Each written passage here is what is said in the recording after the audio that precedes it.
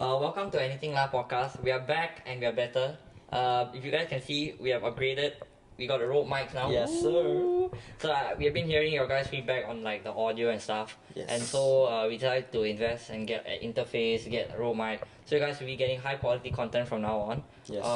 Do let us know what else you think we can add to our setup. Yes. And we'll try and add it. Yeah, and also we have a total of 4 Rode mics right now. So if you guys want to come on a podcast, you guys can have 2 people on the pod. We can all, Yeah. have 4 mics together, all good quality mics. Yeah, and bringing no the need best to share content and all to you that, guys. of course.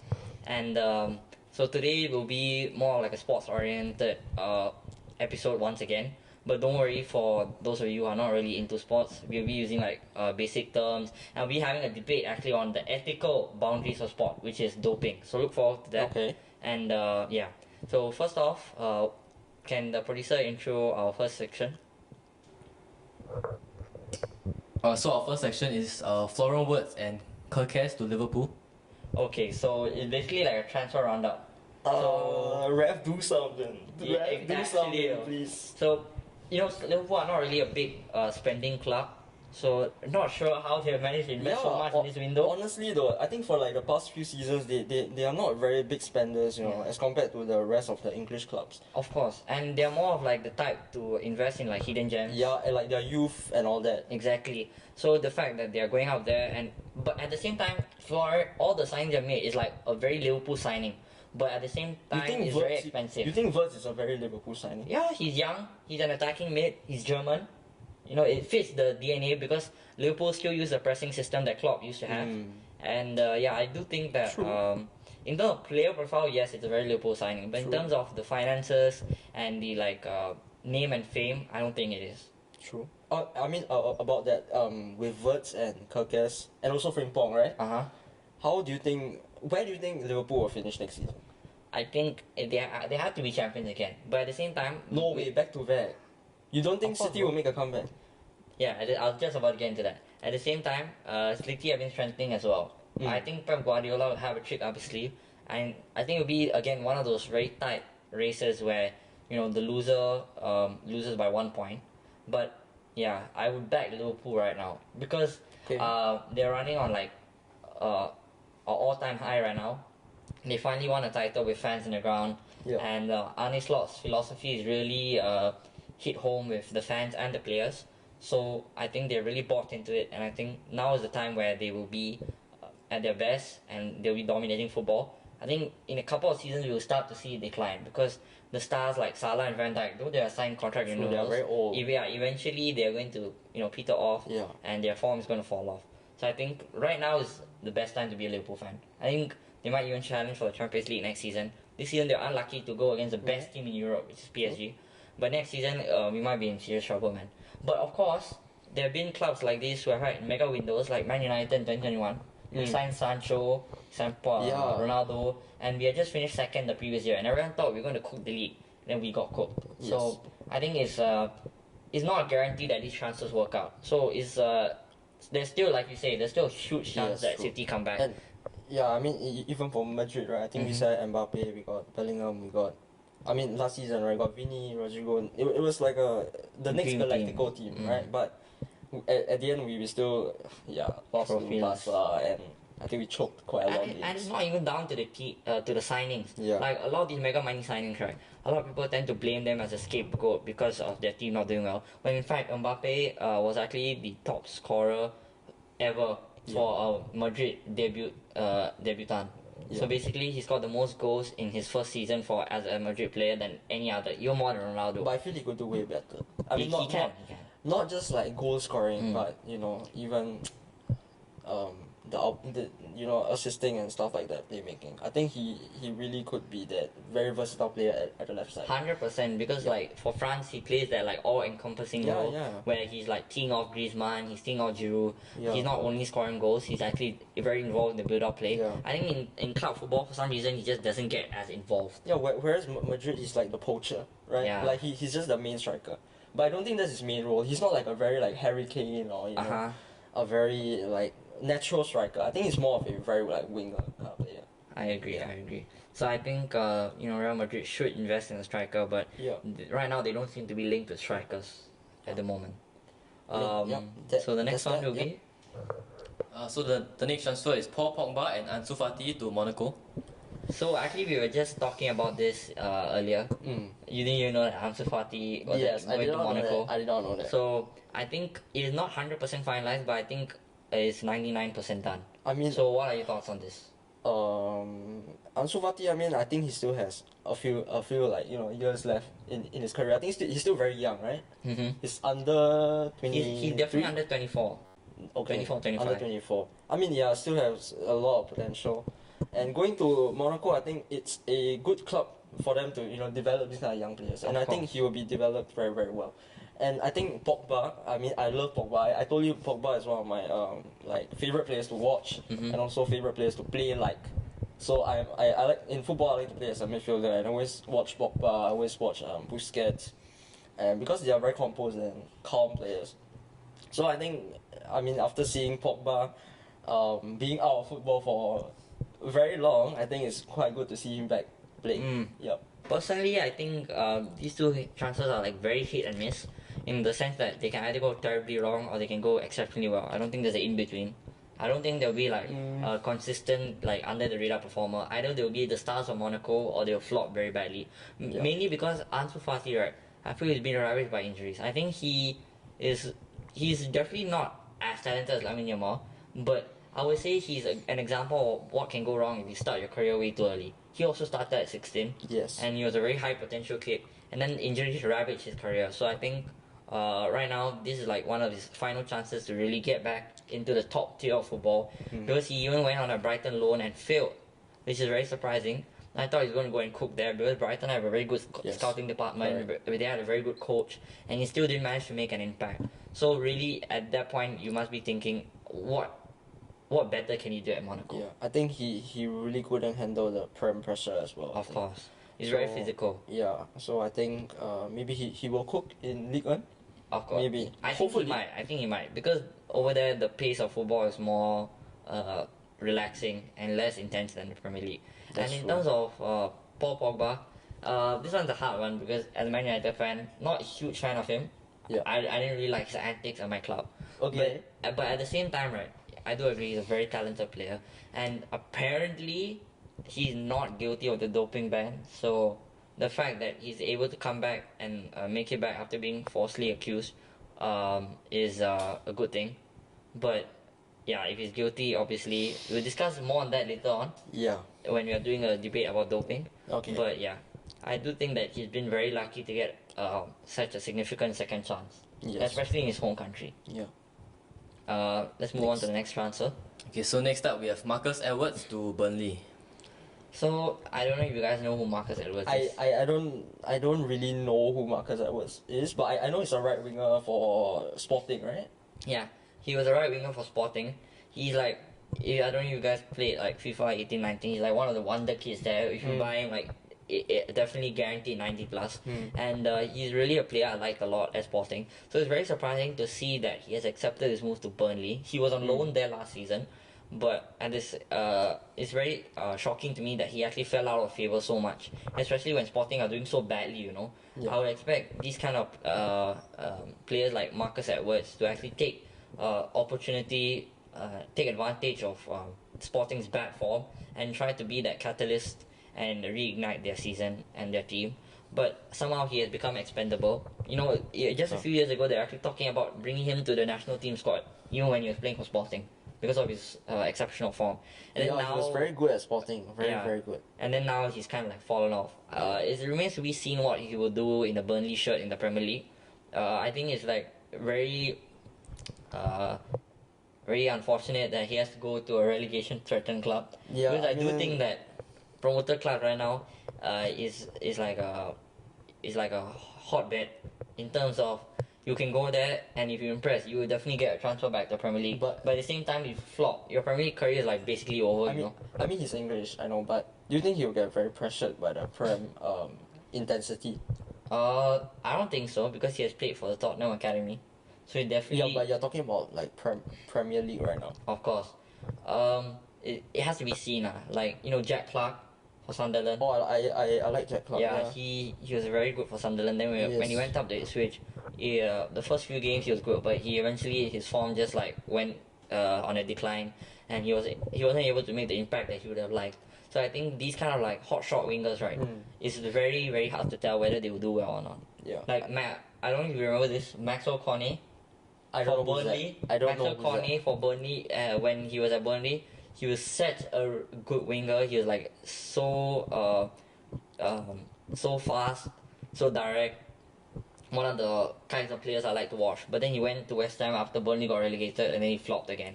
So I really do think that these kind of hot shot wingers are very hard to determine Yeah. how they're gonna do. True. Yeah. Okay, so next we have Gerald Kwanzaa to Bayern Leverkusen. Yeah, this one I put in the chat as soon as it happened because I was outraged, bro. How do these people get away with it? It's diabolical. I think it's okay, no? Maybe not 30 million, but I'll say maybe half of it, maybe 15 million. Exactly. So how have they done 30 million? I think he's young also, right? He's Of like course. super young. But you and- know they have a buyback clause as well. Yeah, So correct. that makes zero sense. How is he being sold for 30 million, which is like I think double his valuation? But you think about it, how much was Huijsen, what was it? Yeah, he was 50 mil. 50 mil. Yeah, Yeah, I mean, I think but he was performing for the national team. Have you heard? Has That's Kwanzaa true. done very well for England? I don't think so. I don't even know if he's got his debut. okay. So who do you think is better, Kwanzaa or Huijsen? Hoyson, 100%. Okay. He's an established Bournemouth starter, and he's very good in the air. I felt the few games I watched Kwanzaa play, especially against United, right? I felt he's like very shaky. You Okay, know? he against United he was damn shaky. I think he gave one goal to Bruno, right? Exactly. Yeah. But I think the rest of the games, I think asking our producer as well, I think he knows that Kwanzaa is actually quite good. Don't you think? I would say so, like, yeah. But there's definitely better defenders out there, confirm. Okay, Yeah. fair enough. Yeah. So 30 mil, it just shows how inflated the market has become. That's true. And it brings me on to my next debate, which we'll talk about, which is do you think that the deals that Liverpool and City are doing as the big clubs, do you think is a bit shady? Because they are able to buy low and sell high. So for example, Frimpong, he's gone for like 30 something mil. Yeah. Ike Nuri to City, he has gone for 35 mil when he was being valued at 70 mil just a season ago.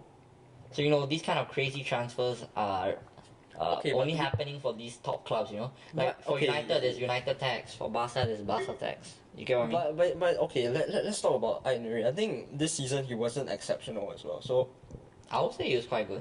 he's good, but he's not like super good of like 70 mil. You know what I mean? I think that the previous season when Aït was really like the attacking left wing back, or even left mid, right?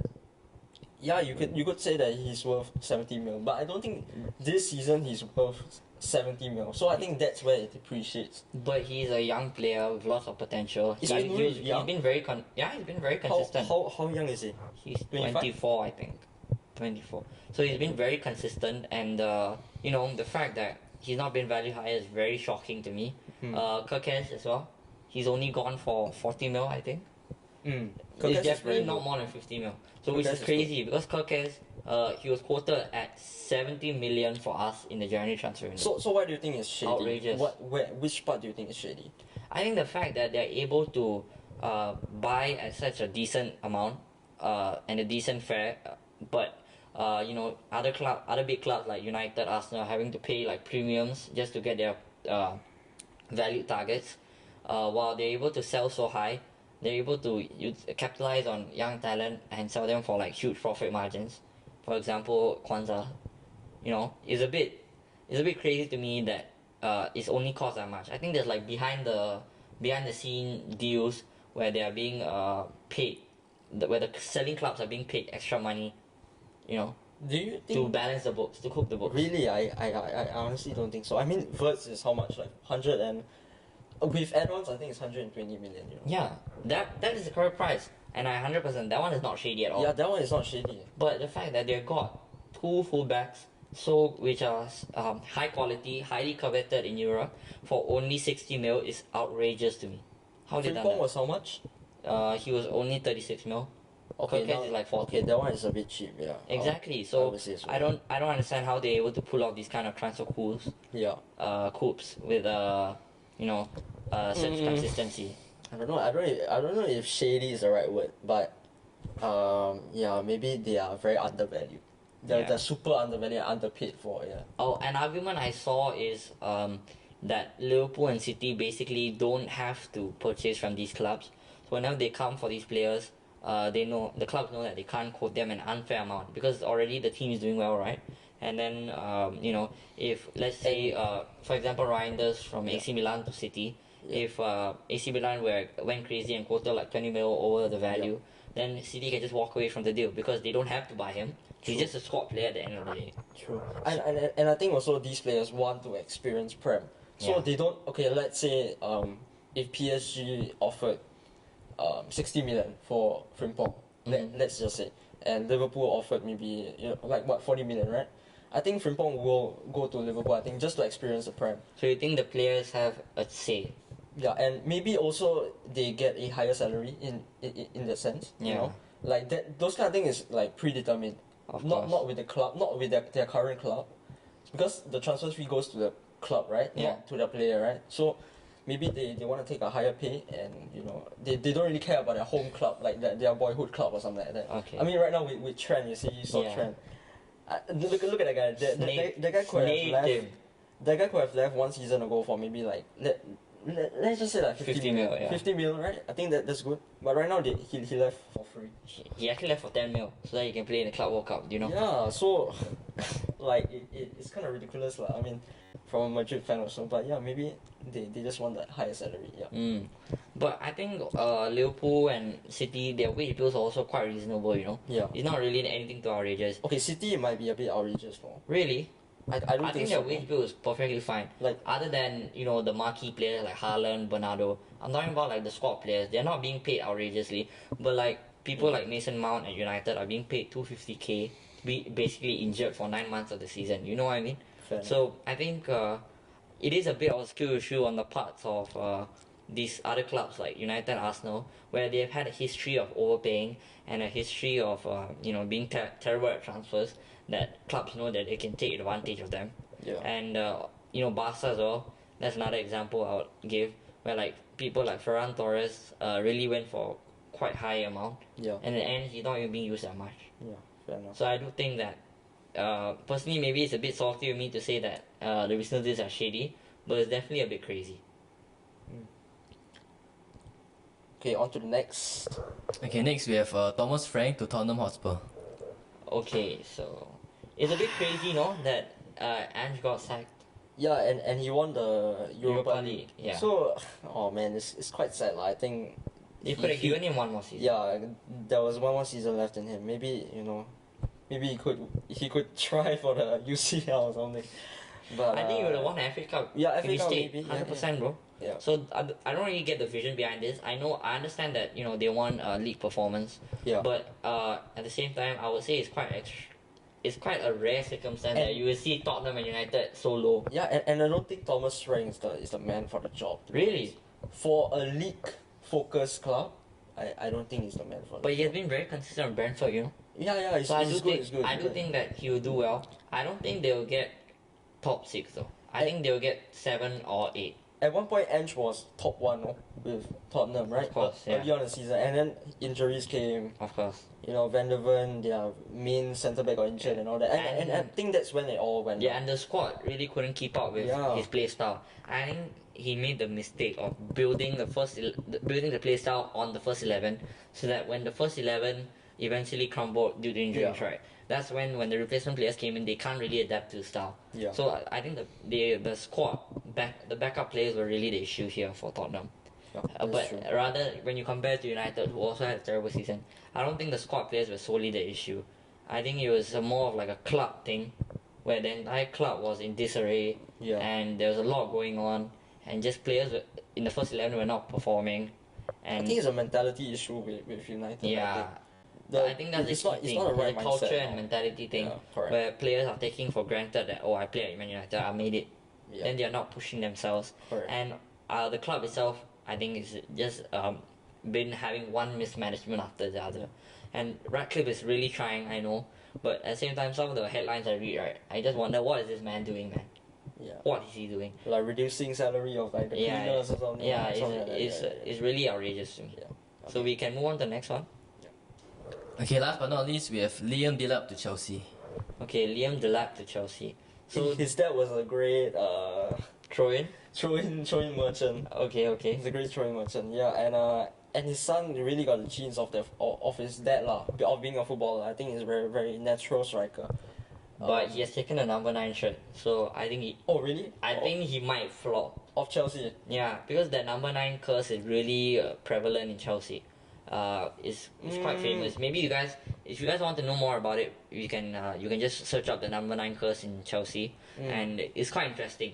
A lot of the players who they bought as strikers have flopped, even if they don't wear the number 9 shirt in particular. Yeah. But especially when they wear the number 9 shirt, that is when they perform quite badly.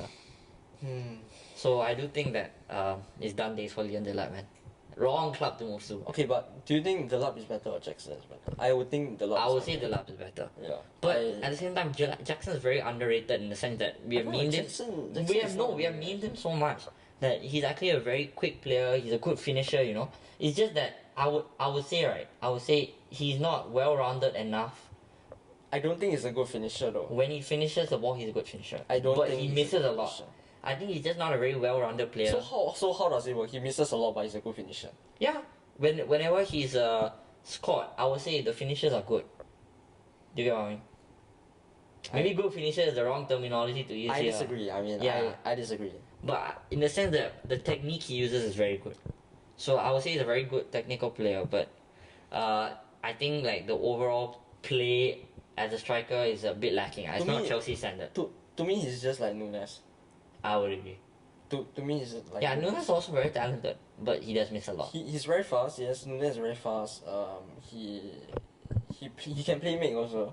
Same with Jackson. I think Jackson's playmaking is quite good. Yeah. Like his one touch layoffs and all that to Palmer or even to Neto on the left wing. But or we right haven't wing really and all seen that this season though. It's a few times, yeah. But I think when he's Palmer okay. was popping off was when Jackson also was doing Yeah. well. So now that Palmer's not doing well, Jackson also is not doing well. Yeah.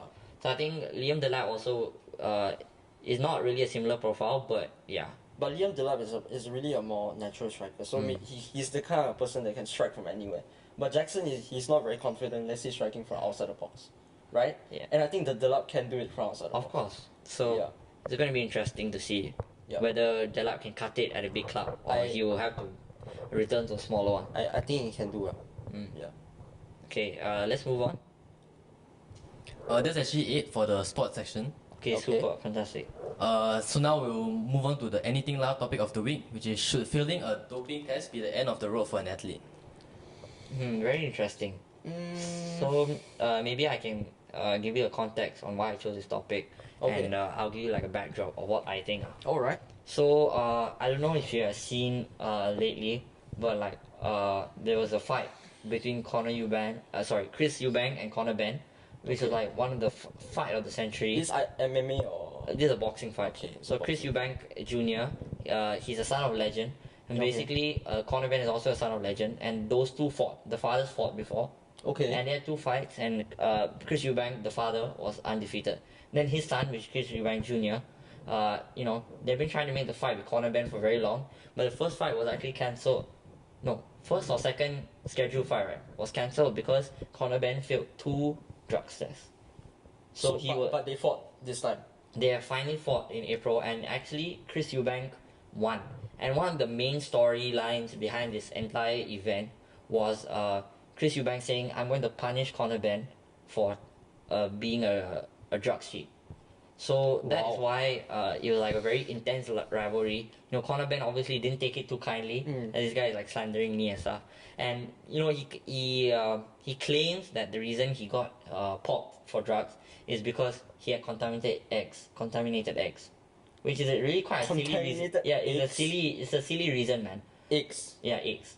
So he claims that the steroid or the drug that he got popped for was from the eggs. But he failed twice though. And he failed it twice. So how can you have contaminated eggs both times? twice? I have no idea, man. I'm pretty sure it's like they do A and B testing, right? So they take two samples, like one before the fight, one after the fight, one during camp. So I think he failed like A and the B test. So that's why twice. So, and you know, boxing especially has a lot of these occurrences. A lot of Mexican fighters, you know, there's like Sorry, he got caught taking steroids. Like what did he take for that, like, you know? it's a performance it's a performance enhancing drug. I don't remember the Was name it of steroids or it. no? It's a steroid. It's a steroid. Okay, but steroids, you know that there are side effects, right? Yeah. And don't you think this Chris Banks should feel the side Chris effects? Eubank. So Yeah. basically, Conor Ben agreed to do very dedicated drug testing before the lead up to the fight. Yeah.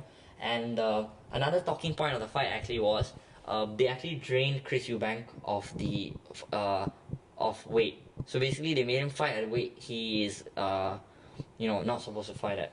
He's like a 168-pound So fighter. it's not a right weight class, lah. Yeah. He's not fighting the right weight class. Yeah, he cut to 8 pounds less than he's supposed to cut, and that's why they actually fined him for 0.05 pound weight. Wow, you get fined for that? Yeah, if you miss boxing? weight in boxing, you get fined, and he got fined 1 million. Oh, come on. I think it's 500k. He got fined 500k for 0.05 pounds Oh, come of weight. Okay. So I think it's like really the entire fight was quite controversial, but the main controversy was doping. Yeah. So do you think that athletes in general should be given a second chance? Okay, but for this case, if you get caught twice for doping, you don't deserve a second chance. Really? I don't think you deserve a second chance. If you get caught doping for the first time, Even if it's like an A and B test. yeah, still though. Mm. Twice though. How That what are the means- odds of that? Exactly. What are the odds of that? I think okay, let's talk about Pogba. Yeah. He got caught doping, right? And I think it was really harsh. Like the whole football world was really like, oh, he got caught doping. Like, it was not recent, right? It was like Yeah, a yeah, doping they test memed him. that was like Yeah, quite far away. And then his whole career just went downhill. I think Shit. that was pretty harsh, and I think he really wants to change, but he didn't get a chance. Do you remember if he got cleared or anything, or do you think his ban got reduced? I think his ban got reduced. Earlier I said he got cleared, Yeah. my bad. I think he got caught and then his ban got reduced. Yeah. So they actually gave him quite a harsh ban earlier, but then they reduced it. Which was like what, 3 years, right? Yeah, yeah. The ban, and then it reduced. Yeah. So he was Wow, able to it's- come back in March actually. It ended in March. I think it's very very Personally, yeah. Personally, I think taking drugs in the sports world is quite common, especially in like boxing and UFC. So I think in sports in general, yeah. it is very common. So I would be more open to giving people a second chance because you really don't know what happens for all the athletes behind the scene. So if you say, oh, my favorite athlete doesn't take drugs, why does your favorite athlete take? But you never know. Your favorite athlete could be taking. You just don't know because you're not at the camp. You don't know what they're eating. You know, I believe, I think like for sports that are more watched, right, from people around the world, let's say football, basketball, even boxing, right, I think the ban and the punishment for these doping people, right, I think the punishment is way higher.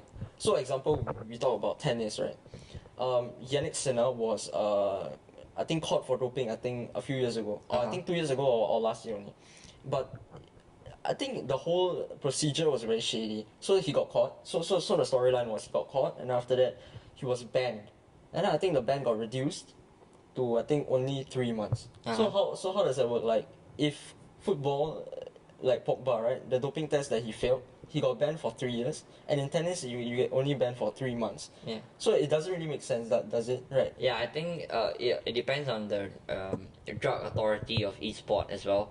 And of course, I would say it depends on the severity of the drug. Like, for example, if you take PEDs, which is performance enhancing Yes. drugs, in boxing, you're putting someone else's life at risk. Yeah. So I think that is 100% more serious than if you take a PED in tennis. And you think about it, tennis, one match could take. I mean, the longest Roland Garros game, right? I mean, recently it was 5 hours.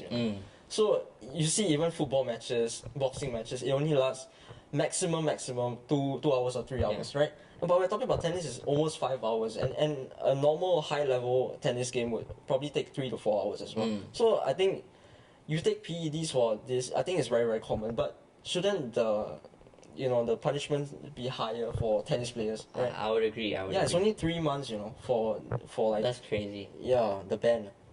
I would say the thing is, I would like to hope that doping is not prevalent in sports, but the Yeah. harsh reality is it probably is, and it's very obvious to see when Canelo's camp, right? It's like a camp full of like Mexican fighters who get trained by the same guy called Eddie Reynoso. Uh, three of three or more fighters have been caught doping who have trained under him before or are training under him. So Canelo got caught, Oh, I know Canelo. and then he got cleared. Then Ryan Garcia got caught and he got a 1-year ban. But technically, Ryan Garcia was under Derek James at that time. But that one is a separate issue. As a Ryan Garcia, I find myself very conflicted because I'm quite against pets. But at the same time, the so-called drug which he took, which is called Ostarine, right? There was a very low amount in his blood. So that kind of low amount, right? It was like 0.001 nanograms of Ostarine. That kind of low amount, you can only get it through contamination, and he was being regularly tested up till the day of the But he fight. still got caught, and then after like for that For that- 0.0001. And he got banned for a year. So that's quite extreme, you know. Yeah, now that's pretty harsh. So yeah. it's very hard to tell whether he took it intentionally or not. Personally, I believe he didn't. Yeah. But at the same time, I cannot be biased and say, oh, I hate Conor Ben for taking pets, and I don't believe his ex story. But at the same time, I believe Ryan Garcia's story. Ryan Garcia claims he's contaminated as well. But it's a bit shady when people who you have trained with in the past, with like Canelo, and there's another guy called Munguia who just got popped. He won his rematch right against someone he lost. He lost against an underdog. He fought him again. He won the rematch. Everyone's like, oh my god, he's back. And then turns out he got popped for drugs. And again, he failed 2 drug tests, A and B tests. So really, it's a bit shady, that the fact that an entire like camp of boxers have been accused of taking drugs. So at that point, you're more inclined to believe that yes, these people take drugs. And also doping on that note, right? You asked that should these people that take drugs be given a second chance? I think it also really depends on your reputation and your popularity. Really? Right. I think you said it yourself. I mean, you believe that Ryan Garcia got contaminated and stuff like that. But you think about other boxers that are not that famous, right? You read the headlines, it will be just that, oh, you just take drugs and you're just a loser, you're just a cheat. I don't want to watch you anymore. You know what I mean? And you see, when you talk about people like Pogba as well, he's so famous, right? And people also sympathize with him. But whereas you look at maybe like a League 2 player that just take drugs and all that, you wouldn't even take another glance. That's a very good point. Like this Ostarine thing, right? It's because I've read all the the Correct. papers. I've done research into the Ryan Garcia case because I'm invested in it. Yeah, you wouldn't care for another like unknown boxer. Yeah, like you get what Munguia, I'm saying? right? The Munguia fight itself, Yeah. I just know he got popped. I don't even remember what drugs he got popped for. Correct. So the fact of the matter is, it's become like a popularity contest as well nowadays. The doping, where the more famous you are, the more likely you are to be forgiven. Yeah. And there's like also, a road back for you. But and also, if the more popular you are, the more Scrutiny likely you get. the more likely that you'll be selected for your doping test. Of course. Yeah. Honestly. In boxing, it's very common, especially for major fights, right? They'll have a regular testing by either VADA, which is a voluntary anti-doping test, or there'll be like for each state there's a committee, right? They will allocate a drug testing company. I'm talking about the US. For Britain, there is a British Board of Control for boxing, and they also have their own drug testing agency. So in boxing, I feel the drug testing is quite strict. But at the same time, I would say a lot of boxers nowadays get popped quite easily. So it's a very hard debate. There's a very fine line between this person deserves a second chance and this guy shouldn't compete professionally ever again. And while I personally, last time I felt that, oh, never. After one of my favorite fighters got popped, that's when I realized actually there's like a nuance to it. Where there's different scenarios and you see, there's the personal bias for it. Right? Yeah, You see what I mean? exactly. Yeah. There's nuance to the situations at times, and if you get popped once, you should of course be given a second chance. So yeah, I do think that in general, I would say yes, they deserve to be given a second chance. I don't think doping should be the end of the road. But I do think that if given a second chance, you better make full use of it, and you don't 100%. get caught doping. Again, Exactly. if you get caught doping again, there wouldn't be a third just chance. get off my screen, man. Yeah. Get off my screen. I mean that's why I see it. Yeah. Yeah, and of course, like I said, pets, you know, they're like body altering drugs. They can really give you a huge edge over your opponent, be it boxing, be it tennis, be it football. And you know, when you get such an edge over your opponent, you are like putting other people's reputation at risk. You're putting the integrity of the sport at risk. You're putting yourself at risk because there are side effects. Yes. And you're putting other people's lives at risk, which is the most important part. Yeah. So I 100% do think that you know, even blaming it on circumstances like, oh, my eggs are contaminated, I think it's very irresponsible. Yeah. You're giving a bad It's example kind of to ridiculous, athletes. no? Yeah, because you are showing that I don't give a shit about my diet. I just eat whatever that is given to me. I don't check what is in it. I don't check who made it. I don't check where it came from. I just eat it. And you know, it's giving a bad example to future athletes. You know, like our generation. Yeah. True. So I think you know, giving accidental circumstances is not a valid excuse. If you get popped for doping, you can try and you know, try and give justification as to why you got popped, but don't make it your selling point. Like Yeah. Conor Ben really hammered, oh, it was the eggs, it was the eggs, it was the eggs. But in this press tour, he didn't. He stopped it. But before the fight, right, the press tour fight and the fight itself, he was like really harping on about, oh, it was the eggs, I'm innocent, I'm innocent, I'm innocent. And you know, it really makes you unlikable when you're giving excuses. True. Yeah. True. And like Canelo also, he blamed a steak, if I'm not wrong. You are a state? A steak. Oh, steak. So I mean, that one is more believable because it's meat, so you can get contaminated from the meat. Okay, but fair even enough. then, you know, the fact that you're a multi-millionaire boxer and you're not watching your diet is a bit crazy to me, man. Yeah. You should be able to tell who gave it, who cooked this for you, where it came from. You should be able to know all the ingredients before you consume anything, Yeah. man. It's your duty as a boxer to the fans and to your opponent and to your promoter, because when you get popped, the fight gets cancelled or the event gets cancelled if you're a general athlete, and then you are like impacting millions of lives, you know, who are working on it, who are, you know, anticipating your next fight, and then suddenly it's cancelled. They bought tickets. Where do they go? What do they do now? So yeah, I do think prior to you know, Ryan Garcia getting popped, I would have said no. Yeah, doping should be the end of the road. But now I realize there's a lot of like factors behind it. Yeah, I mean same with me. Like I always think that I used to think that doping, if you take drugs, you should just be banned from the sport. Yeah. But I think as we watch more sports and get to really empathize with them, I think they should be given a second chance. I feel, but Yeah. you have to build back your reputation. Yeah, I mean 100%. Yeah, I mean right now even for Yannick Sinner, right? I think he got caught doping. He came back and then he went to the finals and then he lost. So I mean it was kind of unfortunate, but you can see that his level is there even without the drug test. In tennis, would you say they have like the culture, the toxic culture where, you know, you say he lost the final, right? Did fans like relate it to him taking drugs? Like, oh, see, now that you're not on drugs, you lost the final. No, because to make it to a final of a Roland Garros, like it's a very significant achievement already. So I think that it was quite good lah. I mean that he still has that level of play. Yeah. But unfortunately he lost. I think just a few days ago to like quite an underdog player. I see. So but not a lot of people like really like hate on him and say that, oh, you see that's what you get for taking drugs. Yeah. Now you don't perform as well.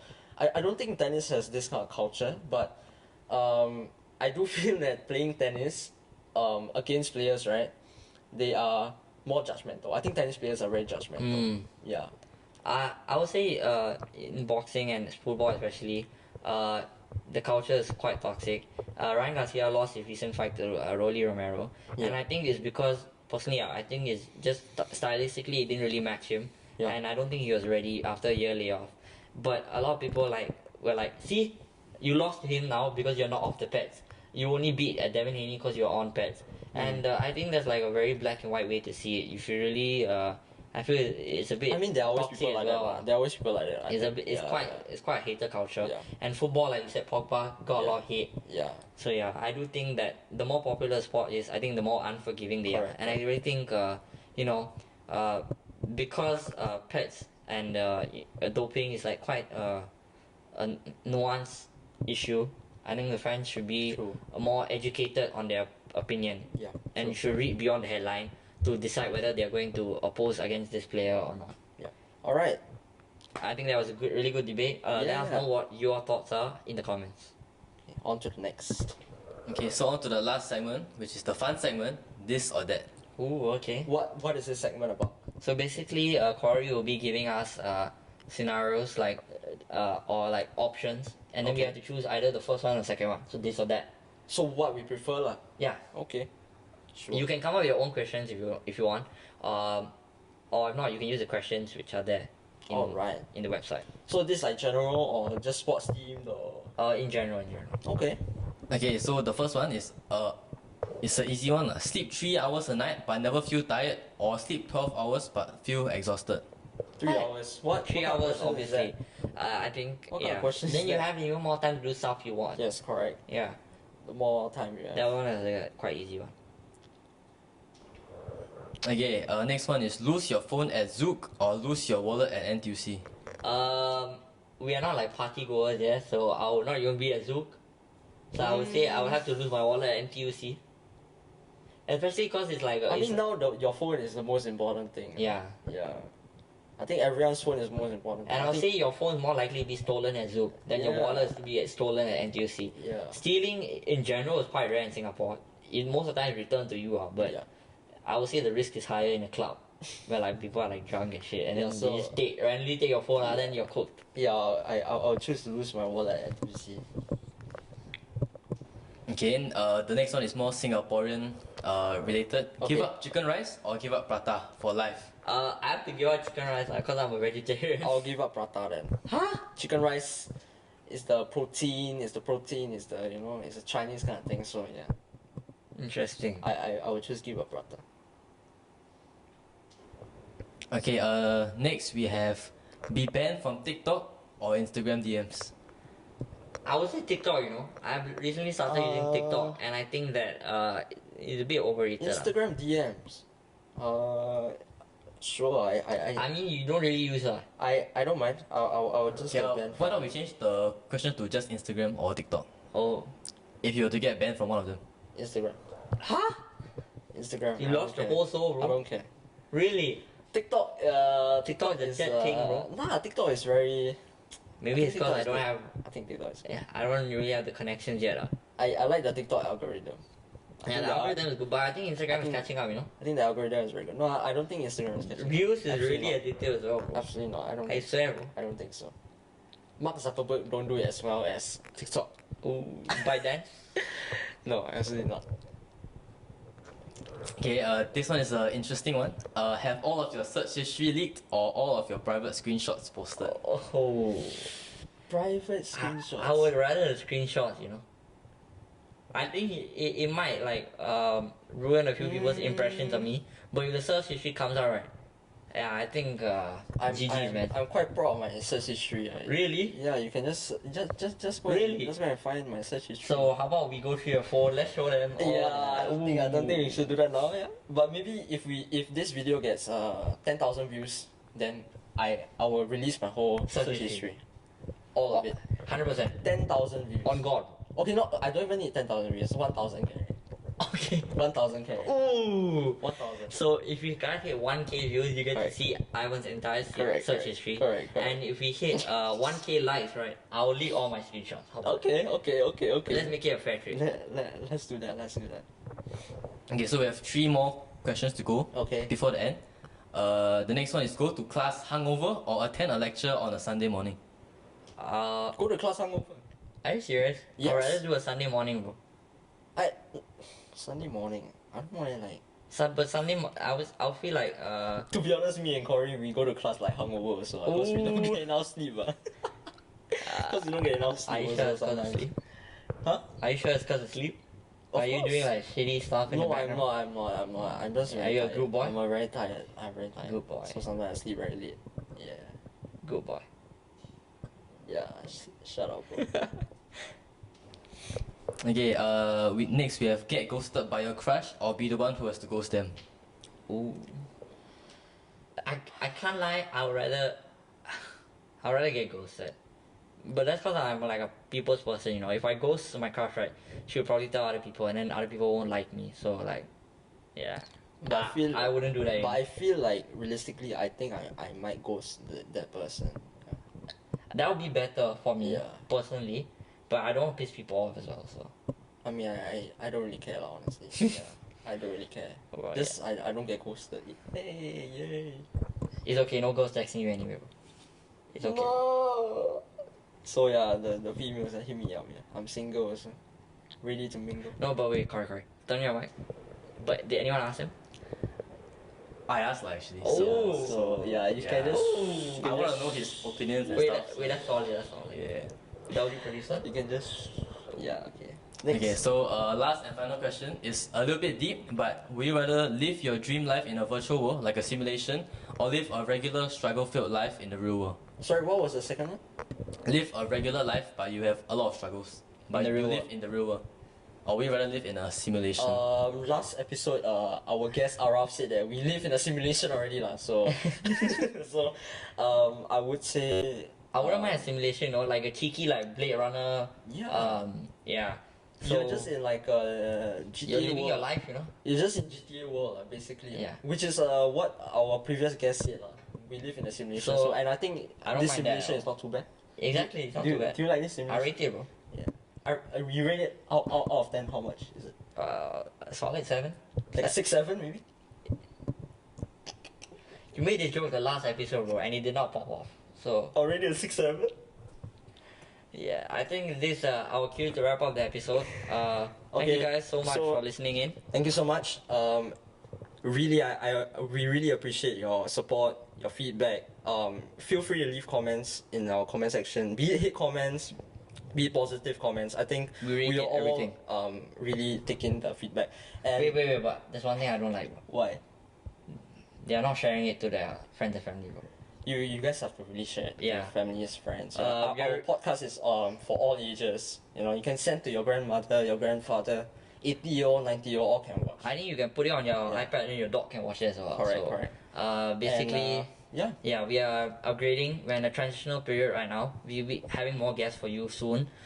Really, try and hop on if you can. Don't be Yes. shy. A lot of people I've contacted are like feeling a bit paiseh and scared to hop on. But really, just come on, talk about whatever you want. We actually allow you, if you guys didn't know, we allow you guys to choose the topic you want to talk, so that Yes. you guys are comfortable because you're the guest, right? Yeah. We don't want to talk about things you guys don't know. We want to make it about you and not us. Yeah. So feel free to come and then DM us also and then tell us what you are interested in and what you feel the most comfortable talking about. Yeah. Yeah.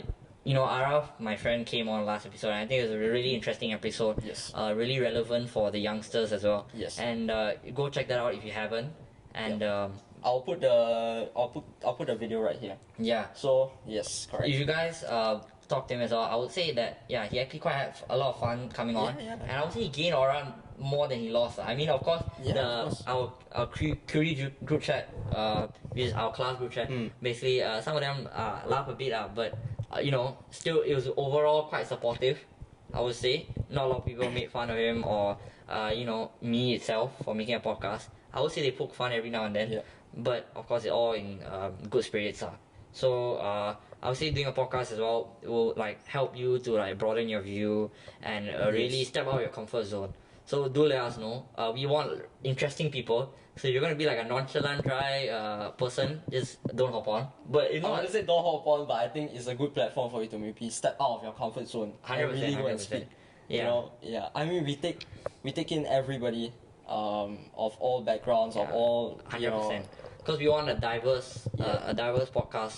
So, and, yeah, don't- just hop on. We have really upgraded a lot, and we are transitioning, as I said, Yes. to make the content better for you guys. Yeah. So share, like it, and subscribe. Okay, and that, without further ado, click here for more and click here to subscribe. Ooh. And we'll see you in the next one. Bye. Yeah, bye.